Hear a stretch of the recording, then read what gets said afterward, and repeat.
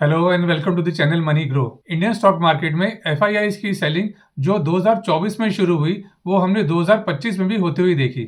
2025 में भी FIIs net seller रहे और उन्होंने 2.4 लाख करोड़ रुपीस की सेलिंग की। लेकिन इतनी ब्लीडिंग के बाद भी डोमेस्टिक इंस्टीट्यूशंस की बाइंग की वजह से मार्केट बार बार उठता रहा और निफ्टी ने अप्रोक्सीमेटली 10% और सेंसेक्स ने 8% के आसपास के रिटर्न्स दिए। डीआईआईज को सपोर्ट किया हमारे और आपके जैसे रिटेल इन्वेस्टर्स ने, जिन्होंने अपने म्यूचुअल फंड और एसआईपीज को कंटिन्यू किया।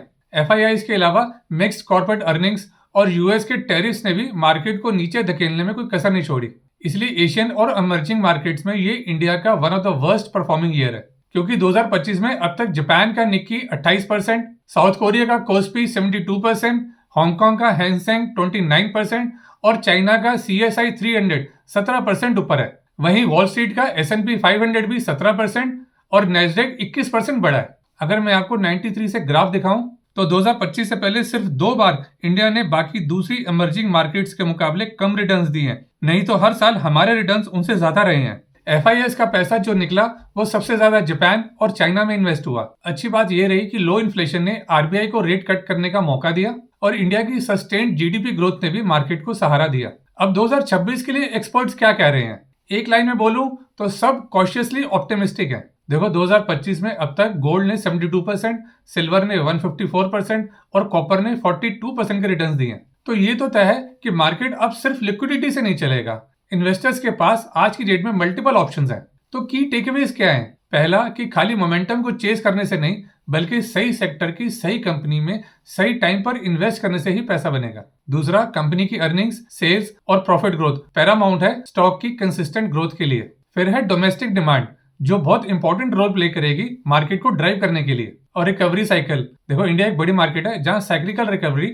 लॉन्ग टर्म स्ट्रक्चरल ग्रोथ के साथ ही अलाइन करती है। हाँ, वॉलेटिलिटी रहेगी, इसलिए स्टॉक सिलेक्शन बहुत इंपॉर्टेंट हो जाता है। तो आज की वीडियो में इन की टेकअवेज को ध्यान में रखते हुए टॉप रिसर्च फर्म्स और ब्रोकिंग हाउसेस कौन से सेक्टर्स, कौन से स्टॉक्स में दाव लगा रहे हैं और उनके हिसाब से दिसंबर 2026 तक निफ्टी कहां तक होगा, इन सब पर बात करेंगे। इसलिए ये वीडियो देखने के बाद आपको कुछ और देखने की जरूरत नहीं पड़ेगी। अब यहाँ तक इन्फॉर्मेशन अच्छी लगी हो तो वीडियो को फटाफट से लाइक कर दो, इससे हमें बहुत मोटिवेशन मिलती है। शुरुआत करेंगे दुनिया की one of the top research firm Goldman सैक्स से। गोल्डमैन सैक्स ने 2026 के लिए इंडियन स्टॉक मार्केट को अपग्रेड करते हुए ओवरवेट की रेटिंग दी है और इनके हिसाब से निफ्टी दिसंबर 2026 तक 29,000 के लेवल्स को टच करता हुआ दिख सकता है, जो यहाँ से ऑलमोस्ट 14% का अपसाइड है। इनके हिसाब से इंडिया की जीडीपी ग्रोथ अराउंड 6.7% के आसपास रहेगी और कॉर्पोरेट अर्निंग्स भी इंप्रूव होंगी।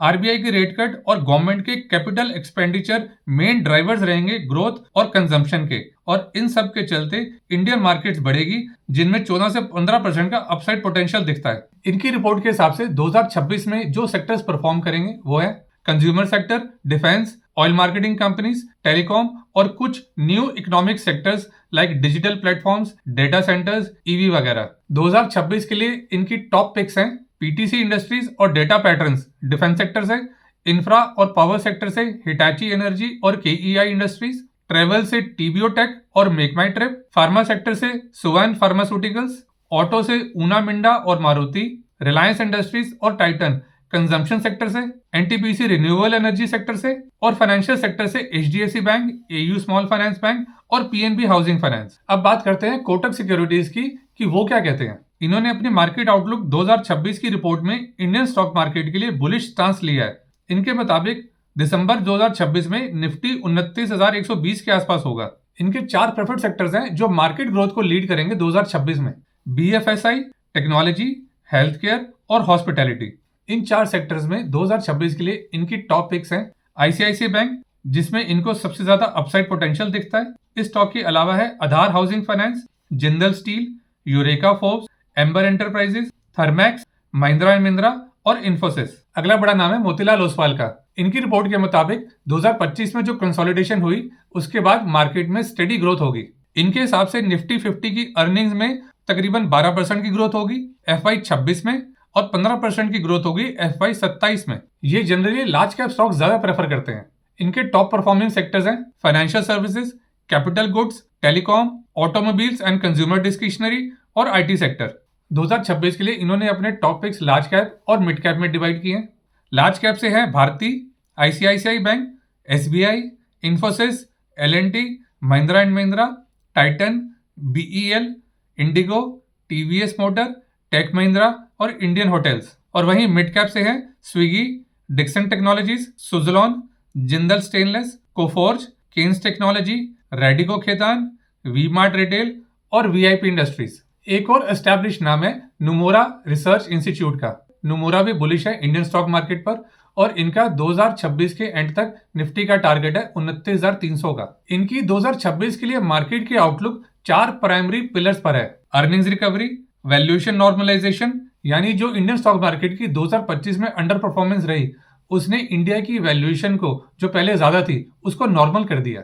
तीसरा है स्टेबल मैक्रोस, जैसे कंट्रोल्ड इन्फ्लेशन, RBI के रेट कट्स और थोड़े शांत जियोपॉलिटिकल कंडीशंस। और लास्ट में है सिलेक्टिव स्ट्रेटेजी, यानी किसी ओवर वैल्यू ट्रेड के पीछे भागने की जगह बॉटम अप अप्रोच के साथ आगे बढ़ना। इन्होंने 2026 के लिए 5 सेक्टर्स के 20 स्टॉक्स को अपनी प्रेफर्ड लिस्ट में डाला है। बैंकिंग और फाइनेंशियल सेक्टर से हैं ICICI bank, Axis bank, Bajaj finance और Mahindra and Mahindra financial services. फिर IT सेक्टर से इन्फोसिस और क्लर्क सर्विसेज। कंज्यूमर सेक्टर से हैं टाइटन, LG और स्विगी।